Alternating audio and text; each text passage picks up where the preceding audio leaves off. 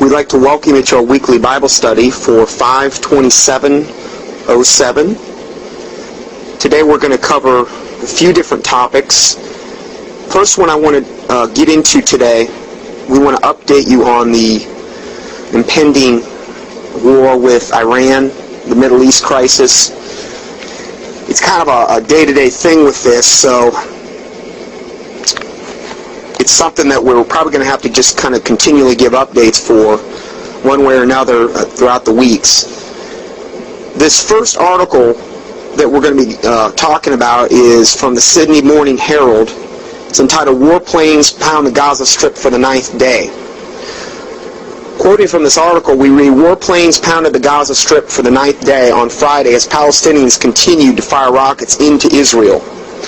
Israeli aircraft launched 7 sorties overnight, striking buildings and posts operated by Islamist movement Hamas.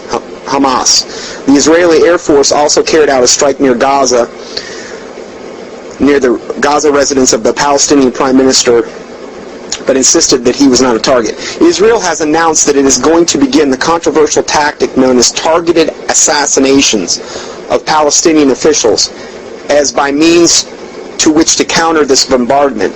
So in other words, they're going to actually start targeting high-level Palestinians in order to avert this bombing that Israel's being subjected to. Prime Minister Ariel Sharon had used this tactic very effectively during his tenure. Killing Palestinian leaders, both politically and militarily, weakened the Palestinians, as they simply could not easily reproduce and replace the skills and knowledge of their slain leaders. It is a measure of the desperate attitude of Israeli officials that they would have to reinstate such a killing policy. At this point, perhaps it might be helpful to review the demonic vision of Albert Pike as relates to the final World War conflict, World War III, out of which the Masonic Christ will appear. Now, see, you have to understand, a lot of what I base things off of on a weekly basis are not just my whim or opinions. These are things that not only does the Bible predict would happen, which is our foundation for all faith and practice, not only the Bible has clearly laid out that there's going to be a falling away, that the Antichrist will emerge, that there's going to be a great apostasy, that evil men and seducers shall wax worse and worse, deceiving and being deceived, that if it were possible, even the very elect would be deceived, that many will come saying, here's Christ and there is Christ, but they're Antichrist. There's going to be a lot of these things that the Bible predicted are clearly going to happen. Jesus' greatest admonition in the Gospels was, be not deceived in regard to the end times. So this is the very thing we should be looking for. Are we being deceived? Now, I can tell you right now, for a lot of years, I was deceived on many issues.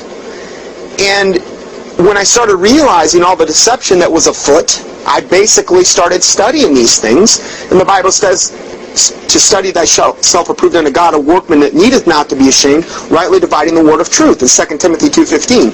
So this is something that Christians should be doing, as the Bereans did in Acts, because they were more noble than those in Thessalonica, because they sought the things out in the Bible to see if they were so. So these are the things that we as Christians need to be doing, especially if there was ever a time in the history of the planet to do this, to search things out, to see if they be true, to see if we're being deceived on any level. It's now. This is the day and time where we really should be searching these things out. The Bible says in Daniel that essentially in the end times knowledge will increase, and many will run to and fro trying to seek that knowledge. Well, that's the time we're living in right now. There's a lot of knowledge out there, but so much of it's deceptive knowledge, because the media is totally controlled through the elite, the globalists, the Illuminati, whatever you want to call them. And who's in control of them? Satan? That's who they answer to. Okay? The prince and the power of the air. Remember, the Bible says we battle not against flesh and blood, but against princes, principalities, rulers of wickedness in high places, these types of things. So, these are the things that operate and emanate through these wicked people. It's the end times we're moving into. And Satan has a plan, and he's had a plan for a long time. This thing that we're going to quote right now from Albert Pike was predicted back on January 22nd, 1870. Over 100 years ago. okay, about World War III. How would he know anything about World War III in 1870? Who was Albert Pike? Well, he was a Confederate war general. He's the only Confederate war general that actually has a large pedestaled statue of him within the city limits of Washington, D.C. He's the only one. Why would you have a Confederate war general in the city and a big memorial to him in the city, within the city limits of Washington, D.C.? Well, the main reason is basically all the wars that we've fought since the Civil War, and even probably before that, were kind of like controlled crises. There were bad guys on both sides of I'm not saying that there weren't a lot of godly men fighting for the South in the Civil War. Okay? And not to say there weren't any in the North, but I believe that you can paint a much stronger picture for the South.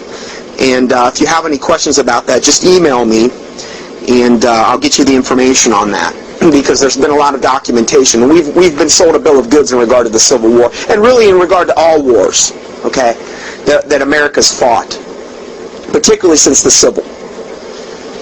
And that's a whole other rabbit trail and subject to go down we don't have time to get into today. But if you need to correspond with me, my email address is on the website, on the sermons.com website. And if you've just clicked in from an external link, my email address is drjohnson at the letter I, the letter X, .netcom, netcom.com. You can email me and I'll get you that information.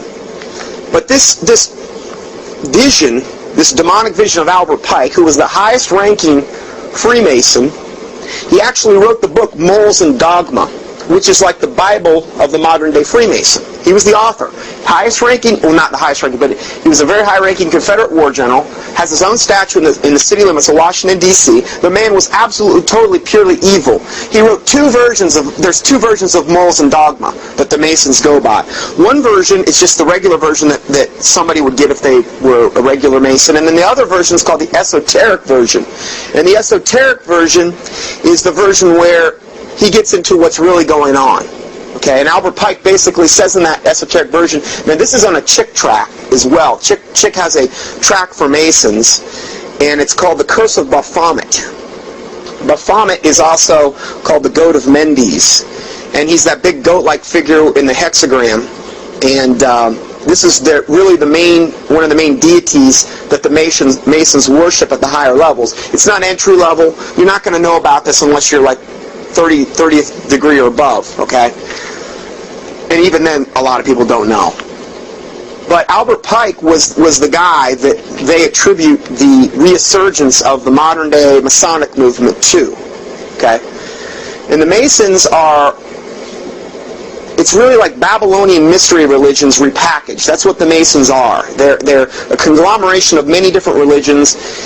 They basically worship Lucifer at the top. And he said this, Albert Pike said in a quote that, and it's all right on this Chick track, and I've read it many times, but he basically said that Lucifer is the god of the Masons, and that Jesus was just basically sent here to give Lucifer a bad name.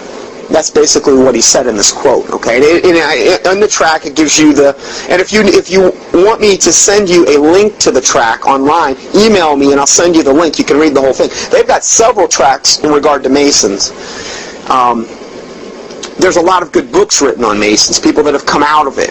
I think there's one called maybe Beyond the Lights by Bill Schneblin. He came out of it, and these are things that are good to be aware of.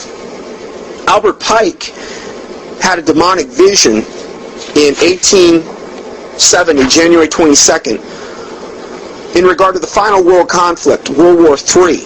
Now, we've already had World War I, World War II, which was World War I and World War II. For Albert Pike, what would have been another like 40 years before even World War I would have been here. But yet he knew about all these world wars, but he said out of World War III, there's going to be a Masonic Christ, and Masonic meaning a Freemason type of Christ. He's going to represent what the Freemasons represent, okay? Out of this crisis, he will appear. So I understand I've said things about like Cutting Edge is basically saying this and a lot. Well, the occultists, the most high level, most demonically possessed